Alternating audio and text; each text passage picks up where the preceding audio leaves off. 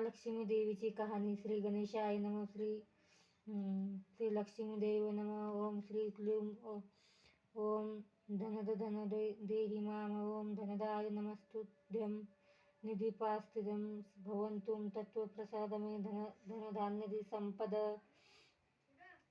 ध्यानी घ्यावी श्री लक्ष्मी देवीची कहाणी. द्वापार युगातील सौराष्ट्र देशाची मोहिनी आटपाट नगर होतं. तिथं एक राजा होता. राजाचं नाव होतं सुरत भद्रश्रवा. तो शूर होता, दयाळू होता, प्रजादक्ष होता, देवा ब्राह्मणांना साधू संतांना सुखवित होता. राजाच्या राणीचं नाव होतं सुरतचंद्रिका. ती रूपानं सुंदर होती, पण स्वभावानं गर्विष्ठ होती. मागच्या जन्मी होती ती एका वेश्याची बायको.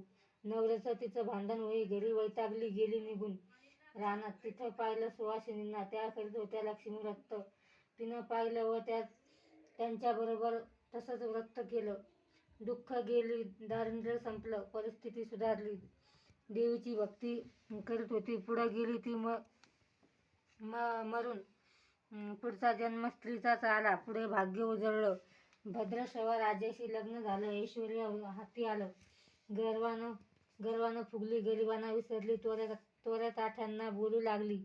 दास